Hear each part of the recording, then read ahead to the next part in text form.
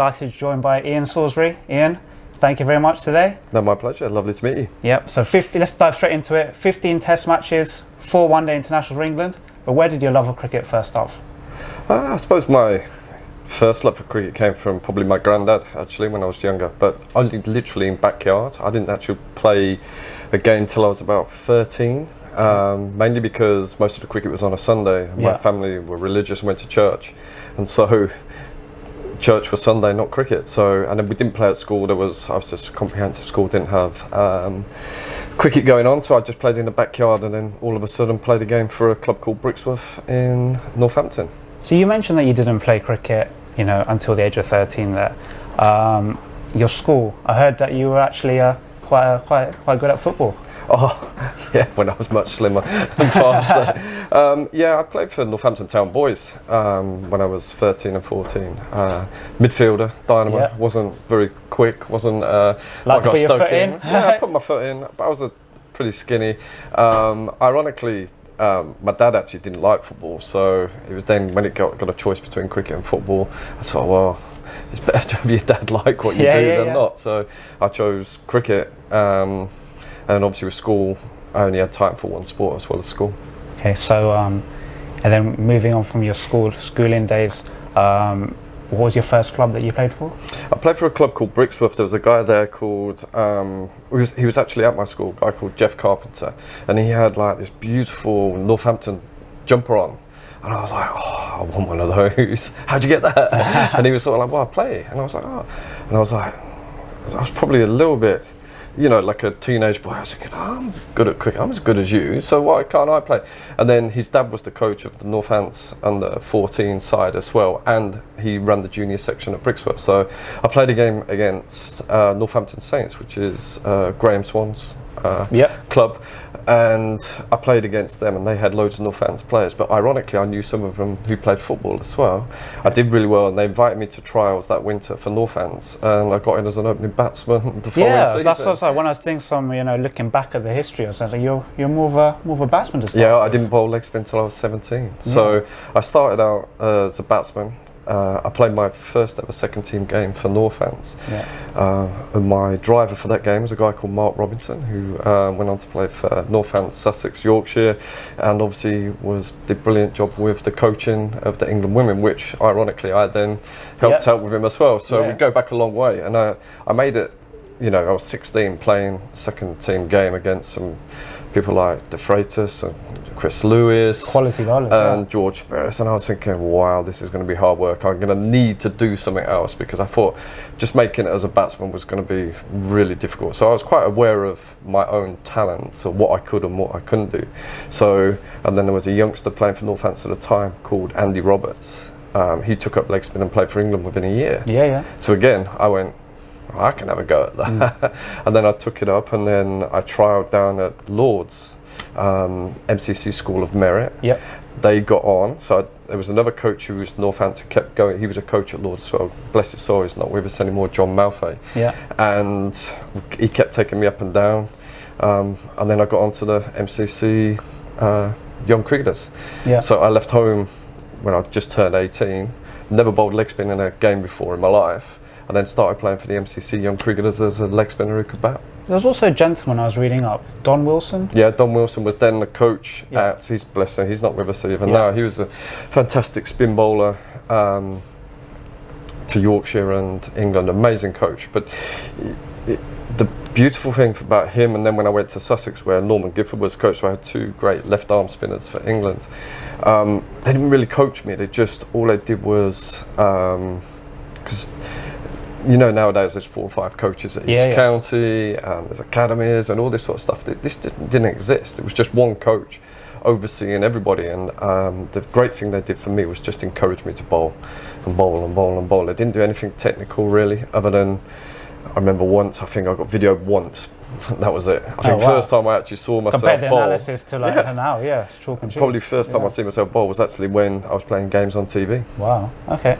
So then that was around, I think, 1988, 1989? So 88 I was on the MCC Young Cricket, so I left home and I never went back to Northampton. I stayed in London, I'm still in London now, but I lived in London then following season, 89, I went to Sussex, started in the second team, played a few games in the second team. They liked what they saw, so they picked me for the first team, so I was grateful. Sussex weren't an amazingly successful side at that stage, so I was 19, I could bowl a bit, I could bat a bit, I could field a bit. They just threw me in, so I almost did my education straight away in first team cricket. I've played very few second team games. And did you also spend a winter away in Zimbabwe? Yeah, that was the winter after. So in that summer also, I'd never played for any England age group side, and I got picked for the under-19s as well, that in 89. And people like Mark Ramprakash, Chris Adams, Mark Ilott, Piper, Darren Gough. Household names. Nick Knight. There are quite a few who've gone on to play for England at some stage, and then I then spent the winter. So now I've got cricket as a bug. So you might guess that I didn't finish school. I left halfway through my A levels. Didn't go to university. So my education has been in cricket and travel. So I went to Zimbabwe, which is an amazing country, beautiful, beautiful country. That's where I got to meet and train literally all the time with, so some English guys went there with Richard Blakey, who played for England as well, a guy called Carlos Remy, Peter Such was out there, played for England.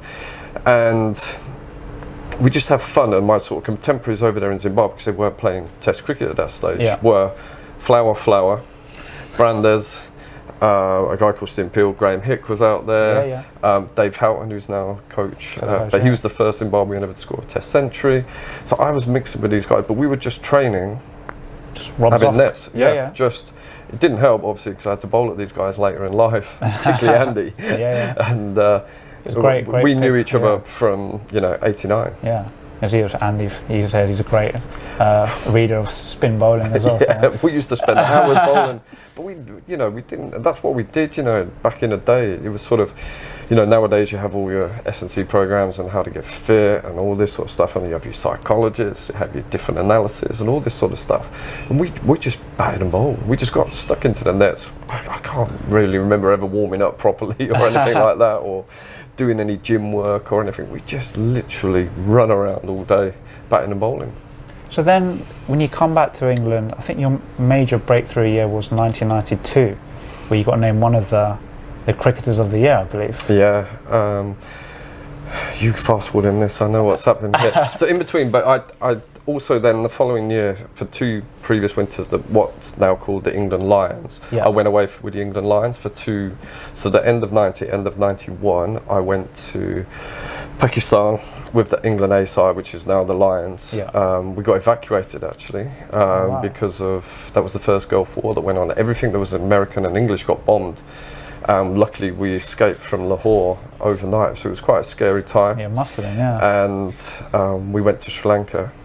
But it definitely helped me as a batsman to play spin. I think my record in the subcontinent is not millions of runs. I think even in the summer, something I didn't realise that I think I was the slowest batsman to get to double figures before Ben Stokes did it this summer. And I saw my name. I said, "What's my name doing there?" And they said, "Oh yeah, he was one of the slowest, like 80-odd balls to get to double figures." And I was like, "Yeah, shame I didn't go on and get the 100 afterwards." But he obviously did, and that was that amazing Headingley Test. But I got to face loads of spin in places like Pakistan and Sri Lanka, and also there's sort of like a personal pride thing. You don't like getting out to your opposing spinner, of course, that's for sure. Of course. So that was that winter, and then the following winter went to West Indies with the A side again. That was more successful, I think, for me. Were they packed with? Courtney Walsh. Oh my goodness, I've forgotten some of the quicks. Courtney Walsh was playing, somebody, Clark, played for Surrey a bit, big tall, Tony Gray, and then Benjamin. So we were playing against, and then they had some chin music. But the irony was, I played for a couple of years, and I never really faced quick ball. I never hooked or anything, or played a pull shot. And I think people pick on the spinners anyway because they can't bowl you a bouncer back.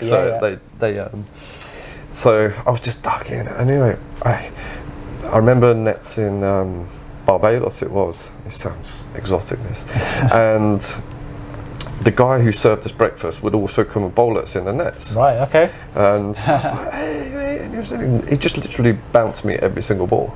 I was like, you served me eggs and we're really friendly and now you want to kill me. But literally, I spent a whole net, my first net there, I didn't hit a ball.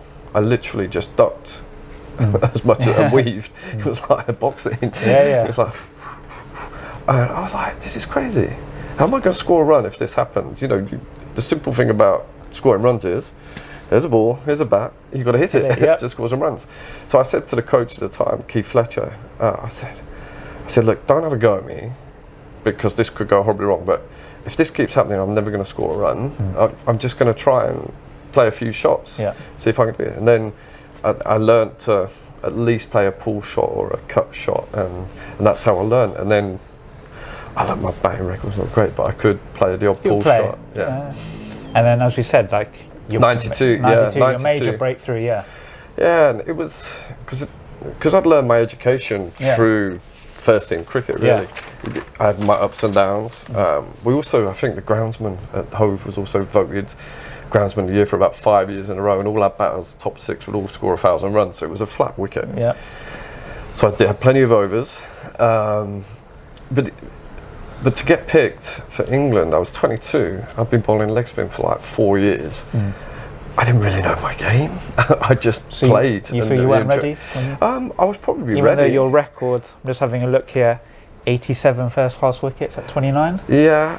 Not bad. No, that was okay. It was good, but I didn't know my game if it was to be scrutinised probably at that level. That was the shock to me, because all I'd ever dreamed of was playing for England. My hero growing up was Ian Botham, and he was playing in my first Test match. Took my first catch. I was going to say your first Test wicket. First Test wicket was Javed Miandad. One of the best players of spin in the world.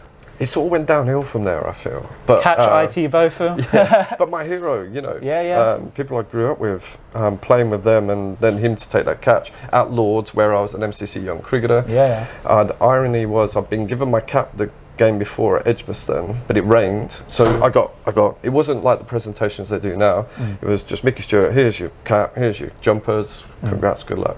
Anyway, first day rains all day. Don't even get out, don't toss up, don't do anything. And then guess what? Mickey comes back, he goes, oh, can I get that cap and jumpers back? Oh wow, is that the story? Like, okay. Yeah. How did that make you feel?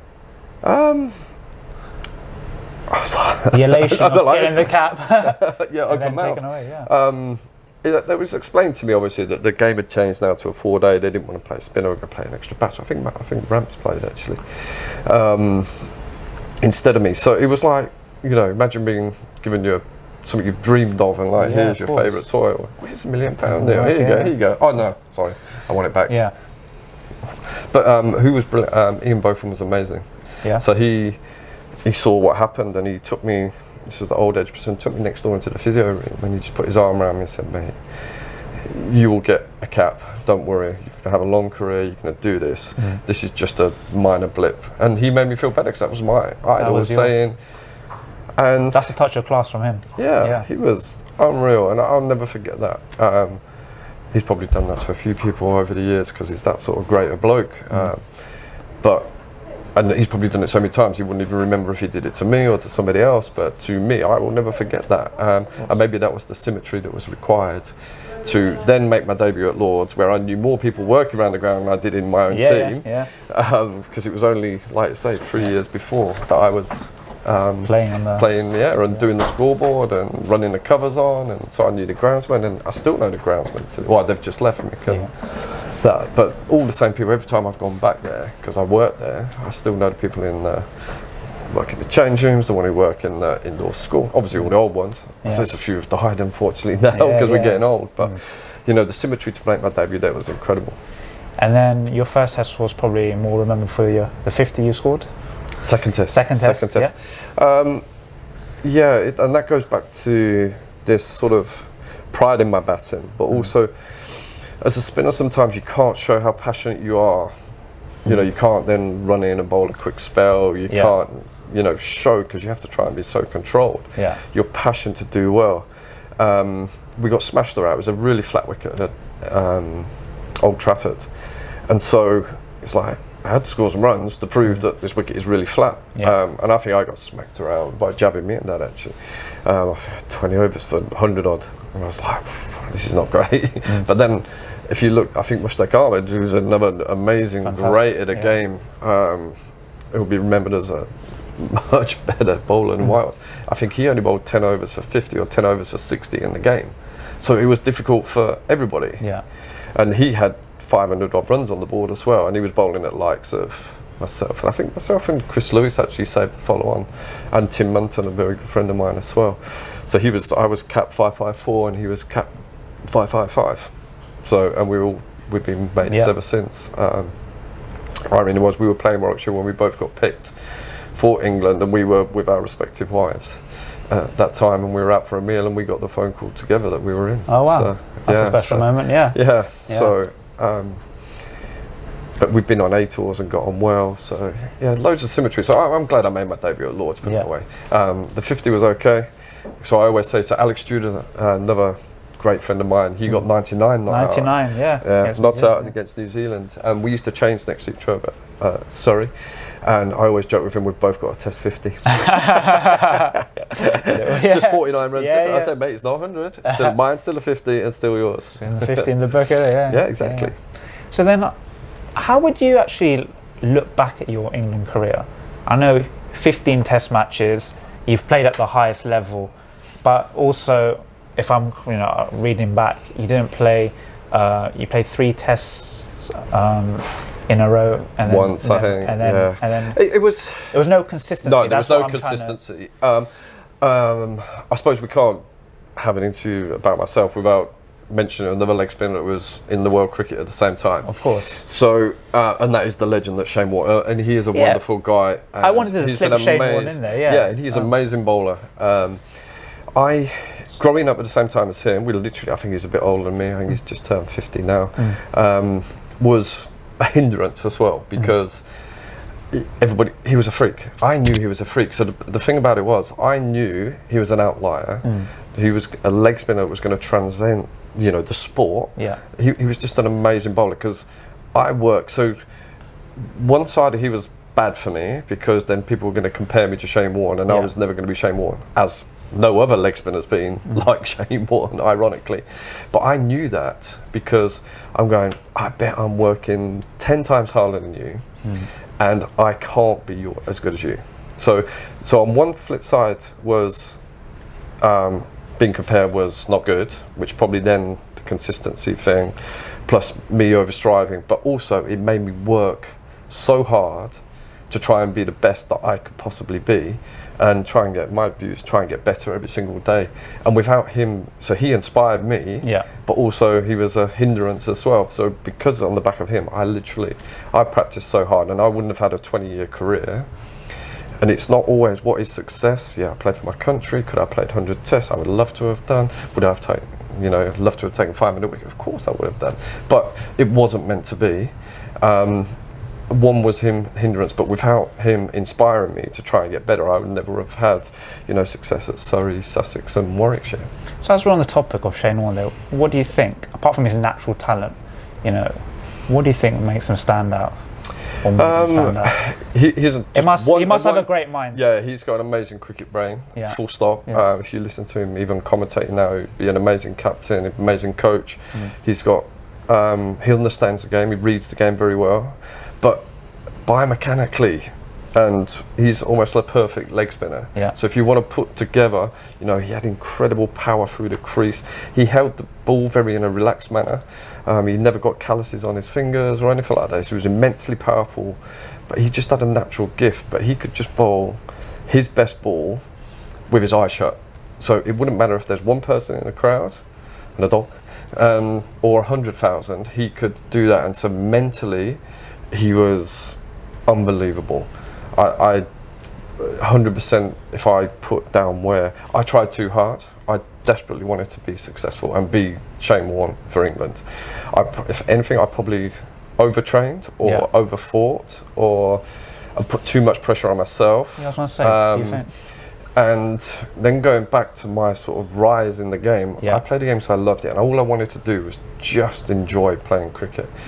And then when you get to the scrutiny of Test match cricket or playing for your country, and people were just saying you're rubbish and you shouldn't be picked, it was very hurtful for me. Yeah. And we've then, nowadays obviously you have psychologists, you have loads of people with training. I've done all my coaching certificates and have an understanding of psychology. I had nothing to fall back on. Yeah.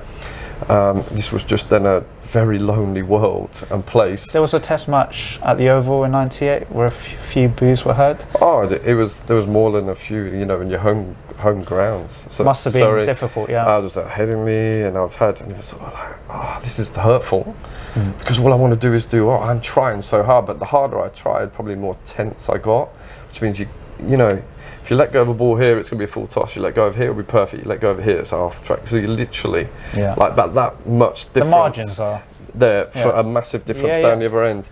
And often that, for me, I believe, was just tension in my body. So that's where Shane Warne, like I say, one person or 100,000, he had an amazing brain that allowed his body to relax and just play as though it's a charity game.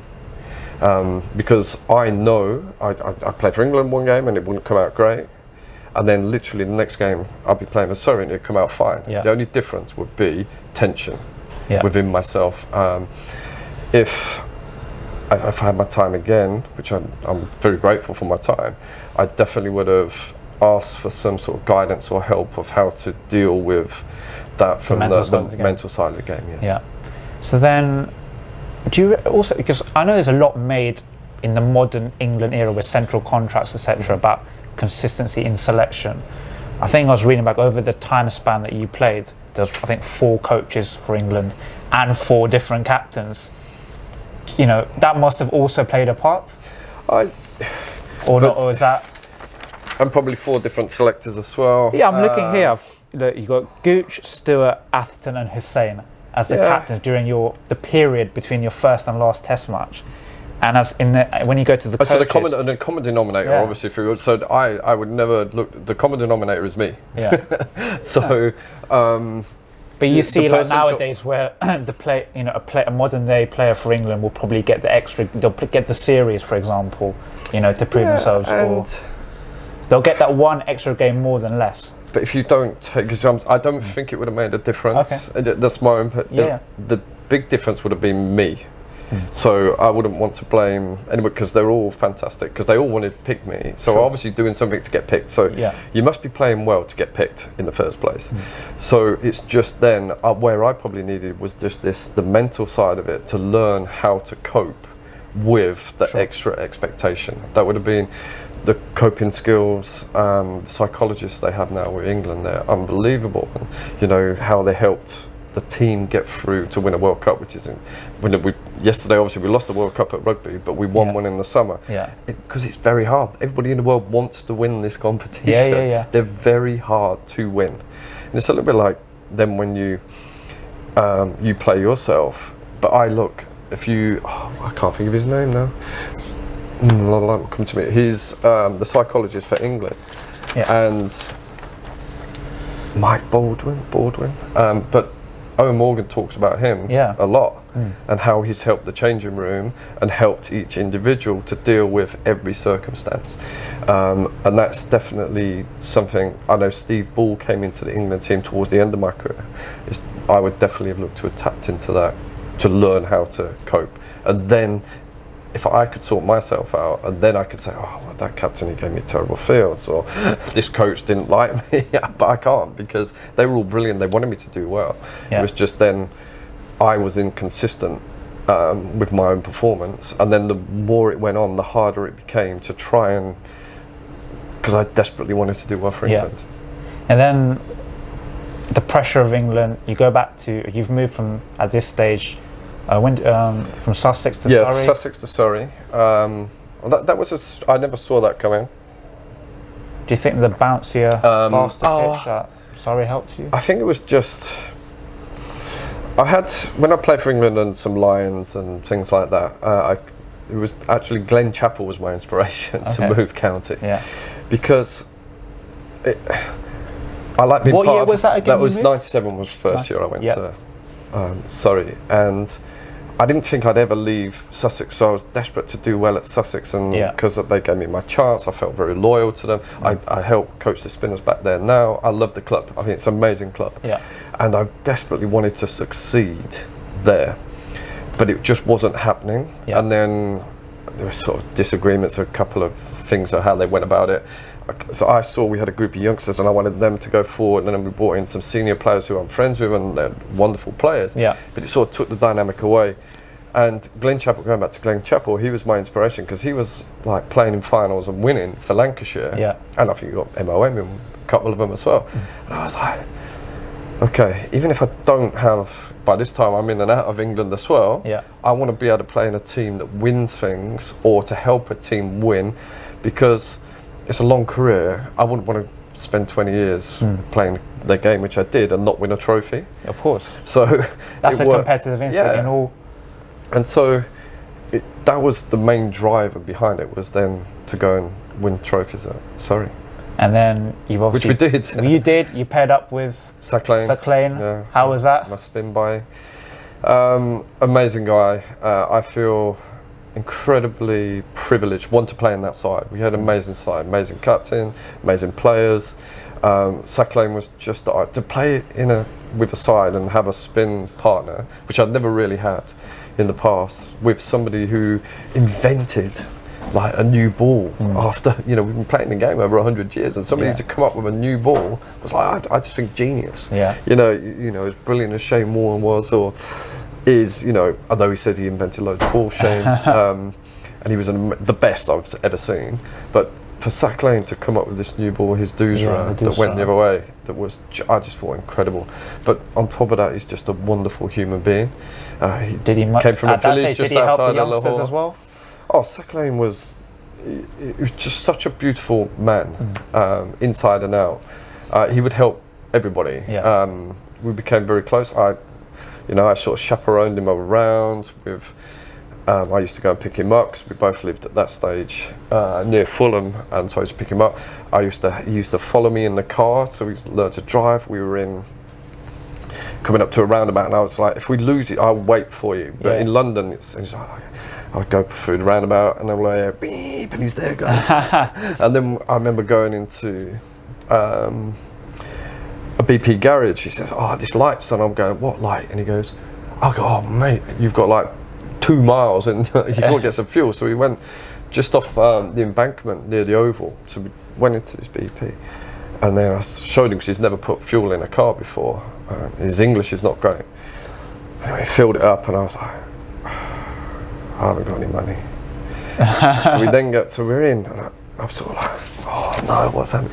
Saclane, you got any money? You got a card? He's like, no. He said, I've got some cash. And he pulled out, he must have pulled out like 5 grand in like 50 notes. I'm like, holy shit, Saki, put that, because all these people are looking at us going, okay, mate, give me that, put that in away. And I was like, mate, there you go. And we moved on. I was like, mate, we're going to get robbed there. He's like, loads of money, and here we are, just like two That's a good skinny lads. And then there was, how he learned. I think he talks how he learned his English, and we obviously, unfortunately, I've got to say, there was the Sun newspaper around, and we would show him words, and then we also taught him some naughty words, really, that we shouldn't have done. So he was meeting people like Mickey Stewart, president, and we go, say this word, Saki, it's like, he'll like it. And I can't repeat what they were, but he would go, hi Mickey, I'm a... And everybody's like cracking up knowing that, and he was like, tell me bad words. But just a beautiful guy. So he ended up living just around the corner from me in Tooting. Obviously, he's now married and kids. I think I see him there. If he's in London, we'll catch up and we'll have a curry in Tooting. So it's fantastic. Generally, if I go with him, I don't have to pay, because he never has to pay for a curry anyway. Fantastic. So then, going on to your actual performances on the pitch during the 2000s and the actual, the trophy, laden period. Sorry. Just having a look at your statistics here. In 2000, 52 wickets at 18. That's are there special figures? Yeah, I don't think season. Your average consistently, improved throughout throughout your years at Surrey? Yeah, I mean, like from 31s to 28 to 22. Then so eventually going back, so 52 to 80. if I'd have played, and it's amazing, I got back into the England side, and it didn't work again in Pakistan. Was it just a one-off test match you played in? I played 3. You played, and the one that we obviously won in the dark. yeah. But again, that series just got more and more difficult as it went along. The more I didn't get wickets, the more tense I was getting. The more I scored a few runs, I think, which helped. Ashley Giles did really well. It's when he first came into the scene. And England won, their first series in Pakistan for years, and it was that when it literally was dark. Yeah, I remember pitch black. But because they'd sort of almost manipulated how many overs they were bowling, the umpires were then getting angry with Pakistan, unfortunately. So the karma had all turned around, and they said, "No, we're staying out." Umpires were staying on. We're staying. And Steve Buckner was like, it was black. It was dark. Yeah, I remember seeing the pictures. And it was an amazing win, amazing side, and that was then, I think, the start of England becoming a very good side. And it would have been. It's a shame because I probably learnt more. That was when I then started. So obviously I was in and out. But I was having success. I was in and out with England, I was having success, so I knew I could bowl. And it was after that series when it had really, the pit in my stomach and my heart rate and everything just got so desperate to do well. And then pretty much knowing that was my career over, age 30, for England. So all I'd ever want to do is play for England, train to play for England. But I knew my career was over. And that's when I started getting into coaching. But also I started for the first time learning about the mental side of the game. Sure. So it'd taken till 30, I'd sort of hidden away from it because I was thinking, well, hang on, I can bowl all right here, but not there. Why is that? But then this was sort of like okay, you've got to get this out and sort. And it was just then, it was about just being mindful. And what had happened was I was looking at outcome all the time. Sure. And not staying in the process. So people who know me now as a coach, I always say the next ball's the most important. Can't change anything it's doing. But I was being affected by the previous, but also I was playing in games and thinking, well, if I don't get 5 wickets in this game at the end, I won't play.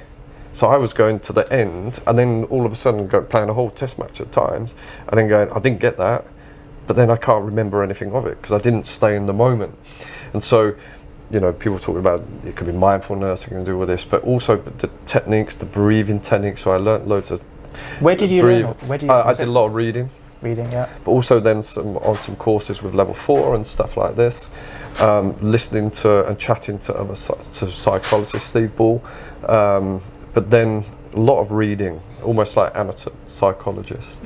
Any courses, or was it just no, just self-taught? Yeah. One, because I wanted to. I came low at times, and there were sort of versions of depression and stuff like that. So I wanted to read why this was affecting me and what I could do to stop that happening. And one is stop, don't take it all on board, don't look too far ahead, don't look too far back.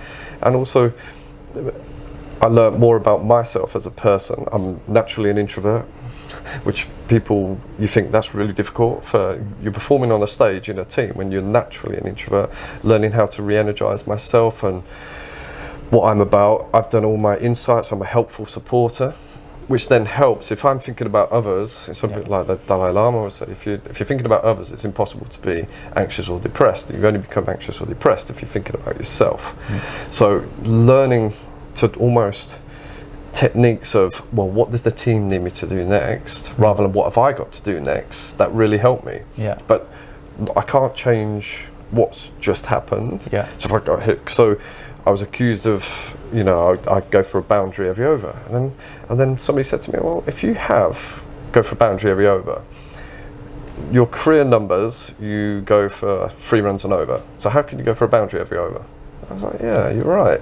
So after 300 odd games or whatever it is, you go 3.1 or whatever it is, an over 3 point. He said, how can you go for a boundary every over? I was like, yeah, you're right. So I can't. But then I would sometimes get to, 5 balls gone, I can't go for a boundary. And they're going, what you hang on, you can't do anything about the 5 balls happened. If you'd gone for 5 fours, would you worry about the 6? And he's going, no. So why are you worried that if you've gone for 5 zeros, worried about the next one?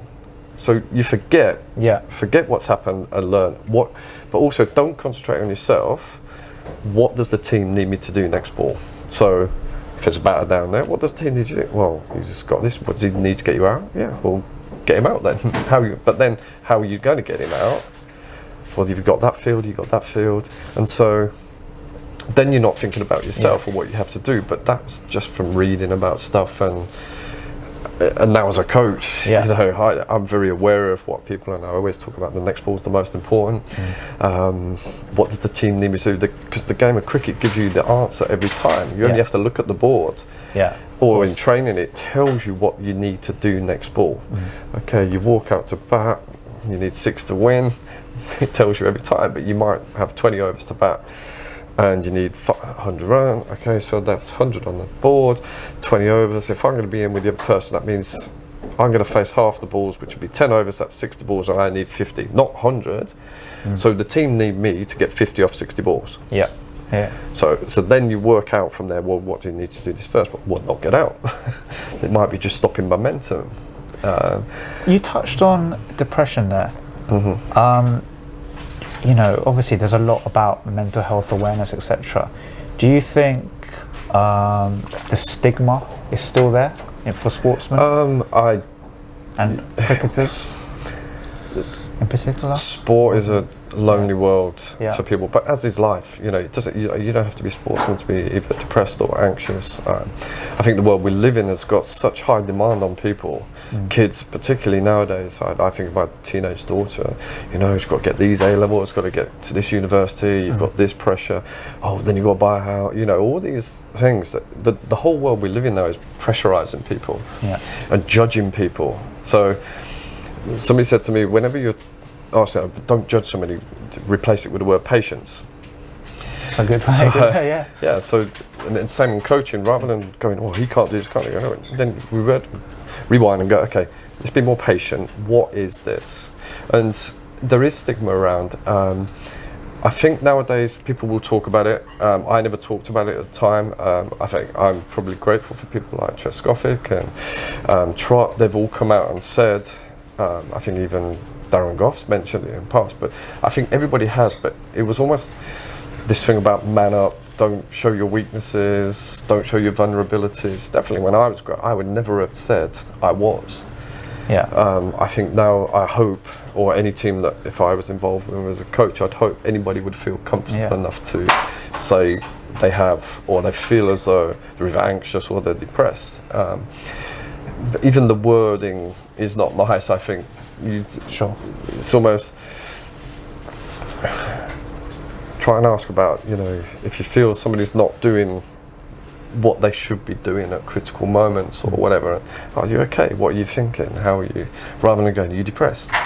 Are you anxious? Because then people go, no, not me. And especially then in the sporting world, I think all these people who've come out and said stuff, they're incredibly brave to do that, but also you need role models to do that so that it's normal. And to detach that kind of stigma that's unfortunately still there. You still enjoy playing cricket. I don't so much, but I love cricket. I love the game, but the reason I started because I love the game of cricket. So if somebody has got, say, a mental issue around, you think, why did you start playing this game in fact? You should be having fun. I think it's Steve Kerr he's one of the basketball coaches. Steve Kerr. And he talks about his team who've been in like 4 of the 5 last top 5s, and he said what he enjoys. So his main thing is that he used the word joy. In everything you do, you should have joy. He said, I like watching my team play, and it doesn't matter if they're in this final or that final. They look as though they're just playing a game of basketball in their backyard. Because everything they do is joy, and that's if I rewind to Shane Warne, he just looks like he's having fun. I mean, he has a few words, but I think that's all. But he's enjoying himself with his mates, and that's what you want to get back to, rather than put this huge pressure on. It's not. So there's pressure that way, but it's also you put pressure on yourself. So I put pressure on myself massively, because all those beautiful coaches and captains I had, they were trying to take the pressure off me, but I was putting it on myself. So I could never blame any of them because I was, and that's a form of self-harm, really, you know, I might as well have just been punching myself, would have beating myself up with stuff. So it was just learning to enjoy the game, have fun, learn about my personality. And, you know, at the end of the day, it's only a game. So then, you know, at the back end of your Surrey career, did you start doing your coaching? Yeah, I started doing my badges. Is it badges? Yeah, so there's like level 1, 2, 3 and 4, Yeah. 4 being elite coach. Yeah, I did do that. I sort of knew I wanted to get in coaching. I was sort of, within the changing room, I was sort of like the agony uncle of the side. Adam would often ask me to summarise what's going on. So I wouldn't offer, I'm an introvert, I wouldn't say my piece. I'd almost listen to everybody and he'd go, well, what do you think of that? I'd also be at slip at times, and then people like Azza would be always asking me, how's my action? And people were asking me all the time, and I like helping all the spinners, and I like helping my teammates. I'm a helpful supporter. So I knew I wanted to get into coaching, and because I enjoyed everybody's success as much as my own, probably other success more, you know. So I knew it was something I wanted to do. What are the other options? Sometimes, I mean, now I wish I'd learned a trade probably. You know, I hadn't been to school, but I love cricket. I love helping people, so it was an obvious one for me to want to get into coaching. So I wanted to get my badges done, but also I learnt more about myself as a cricketer. I think I had, like I said, my career probably after 30, apart from when I had some injuries, was probably my best cricket, where I knew my game inside out, mentally and physically. I got my action back to where it was. I got into bad habits because of my knee injury. I'd learned how to train properly, all this stuff. And if I could have knew what I knew in my last 8 years, in a way that I knew before, I would have played more than 15. I would have done, because I would have been mentally so much better. So then, like, you got released from Surrey after 10 years? How did that make you feel? Or did you think that was the right decision? It was the right decision, because I kept getting little injuries in my Achilles and stuff like that. And I was also getting on, you know, I was 37. Did you feel there was a sense of loyalty? Well, they'd given me a testimonial that year as well, so I don't think it's ever handled very well. Who gave you the news? I can't remember, but it wasn't. It didn't mind. It wasn't because I was getting as annoyed that I couldn't perform how I wanted to perform either. So, and I kept getting it. You know, ironically, my last game I was injured and ended up limping off, and that's sort of something I was like, maybe now this is time. You know, it's the right time, right decision. But what it was. And then Ashley Giles, ironically, then gave me a call and said, "Do you fancy?" So my old spin partner, do you fancy having a year at Warwickshire? And I was like, "You know, I've just." He said, "No, okay." But then literally, I started doing different types of stretching. This is again, so all these little niggles I was getting, because it was like at the end of my nerves, so I had to do loads of this like really horrible nerve stretching. And for my Achilles, and I got fit again, and all of a sudden I played. I think. Was that kind of like yoga you were doing? Or was that just stretching, different types of stretching where nerves. It was painful and sickening nerve stretching.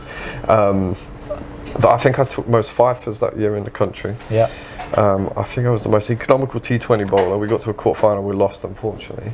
So I got some award for doing that. And they offered me a 2-year contract. We got promoted back to the first division, which was their aim. And there I was going to be playing 2 more years till I was 40.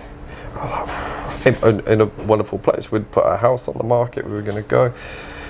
I'd done all the winter training. I was even fitter for the next year. And then Chris Adams, a friend of mine, just taken over Surrey, he said, "Do you fancy going back as 17 coach?" And I was like, okay. So decision to make. Family's still in London, because I didn't come up to Birmingham in that first year, because I didn't know how it would go. Just in my world, it's 1 year to see how it goes. And I was like, okay. They'd said nothing, and I went to my daughter, who was 6, 7 then. I said, I'm going to stay. I'm going to quit cricket. And she goes, "Dad, that's the best news ever." And I was like, shit. So she was willing to come up to Birmingham, change school, and I hadn't really ever asked her. But she said that's the best news ever, and so we stayed.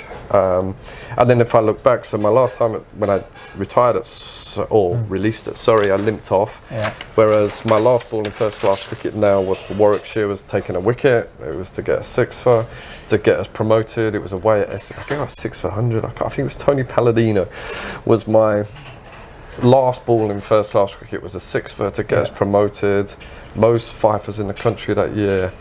In my last game, I didn't bowl a ball, ironically, because Chris Wokes, a young Chris Wokes, took something like 12 or 13 for against Glamorgan and bowled them out, and I didn't have to bowl a ball. Yeah. So my last ball was actually against Essex at Chelmsford, taking a wicket rather than limping off. Yeah.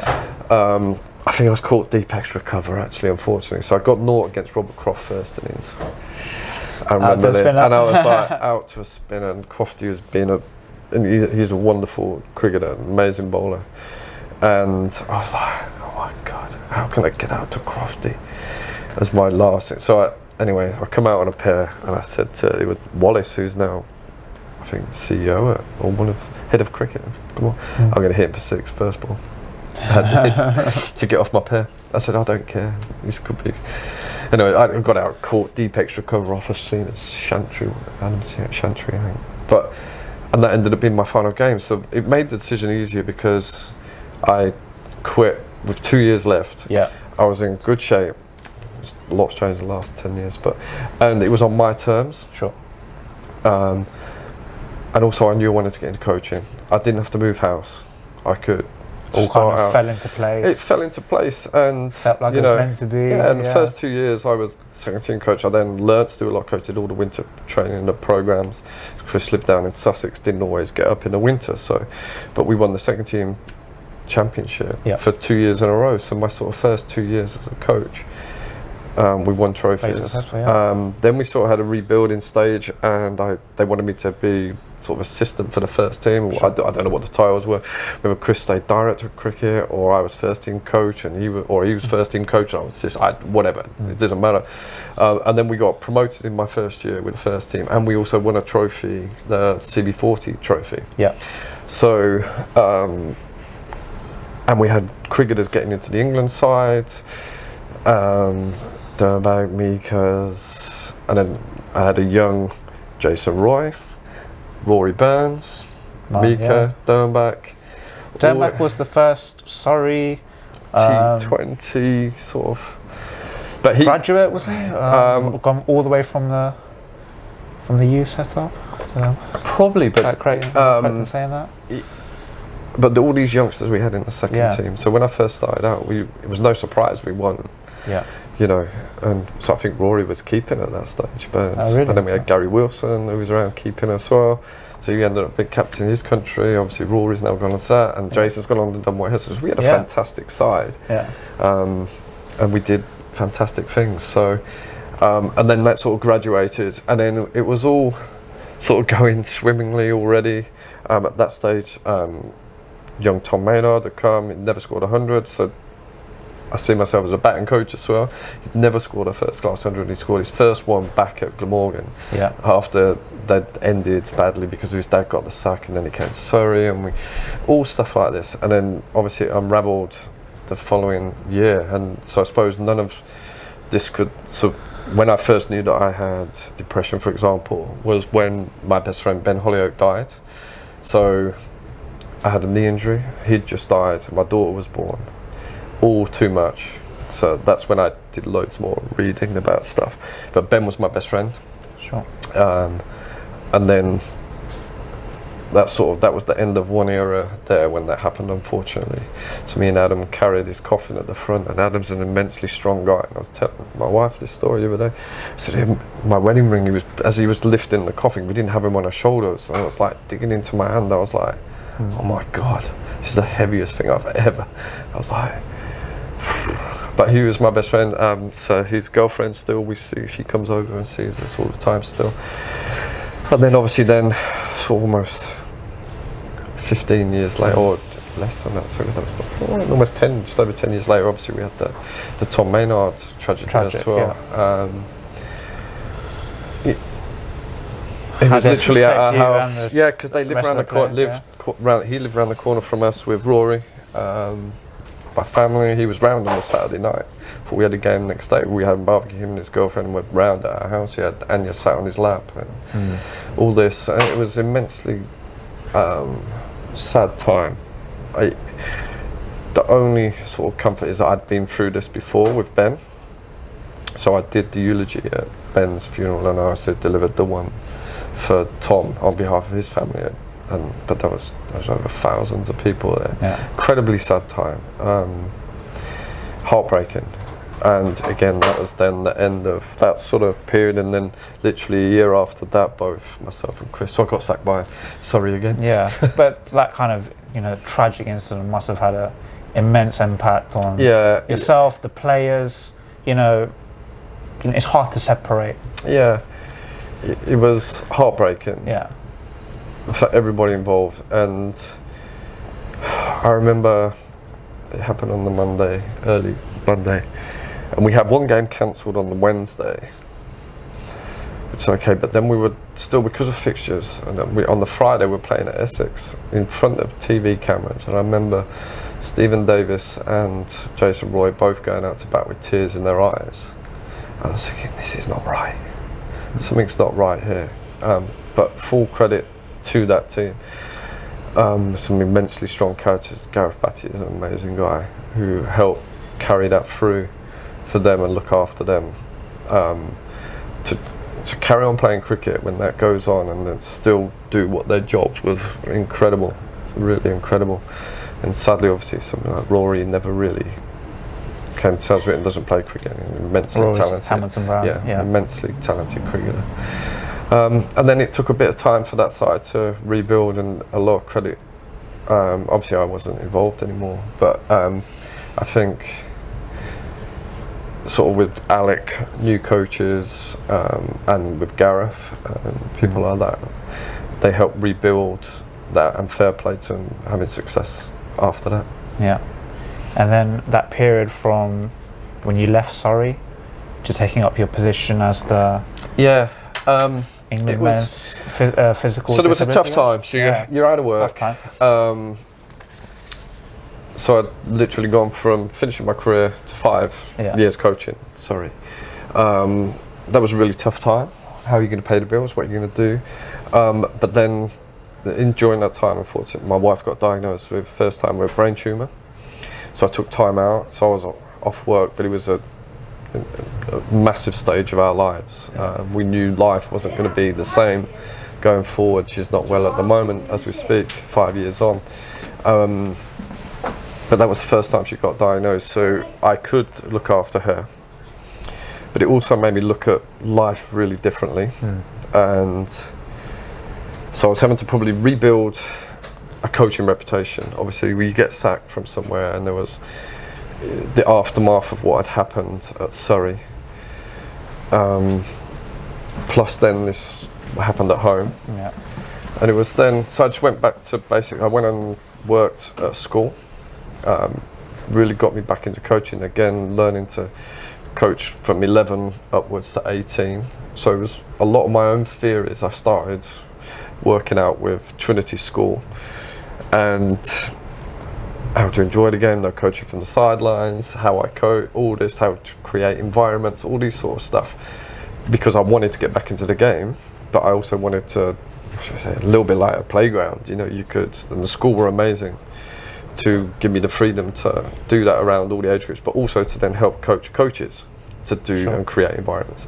And then during that time I saw an advert for disability cricket, so as an assistant coach, and because of if I hadn't have had what happened with my wife, I'm looking at life very differently. And then so my style of coaching is, obviously I mentioned earlier, next ball is most important, but also I think we're always looking for what people can't do rather than what they can do.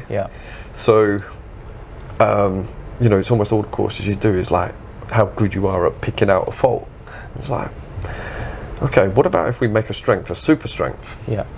Rather than all the time judging and looking for people what they can't do. So I say to you, I don't know, Neil, what your skill is. So say you can't play the hook shot. for example, but you love the front drive. And I say, meet me 8 o'clock Monday morning, dark, cold net, we're going to work at bouncers. And you'd be like, all weekend, I can't do this, I can't do this. He's going to be bowling at my head. And you probably, I'm stuck in traffic, coach, I can't make it. But if I say to you, I love your drive, you're an amazing driver of the ball, I want you to turn up 8 o'clock on Monday morning, we're going to really explore how far we can take your driving and how far we can do that, different positions and different areas and all this, and then you'll go, okay, I'll be there. It's a mental thing, yeah. Yeah. So then going to work with disability cricket that confirmed my you can do anything, because these guys are just truly incredible people, inspirational, and you can't do this because he might not have an arm, or he might not have a leg, or might have a prosthetic, or he might have cerebral palsy, he might have his stuff that then affects him. So you have to work with their strengths, because they can't do the other. So then sort of the symmetry of working there, and so I did that for 2 years, and then the head coach left, and they said, oh, we're going to have first full-time disability coaches. It was myself and Ross Hunter, who was head of the blind, so we've done that now for nearly 2.5 years. Wow.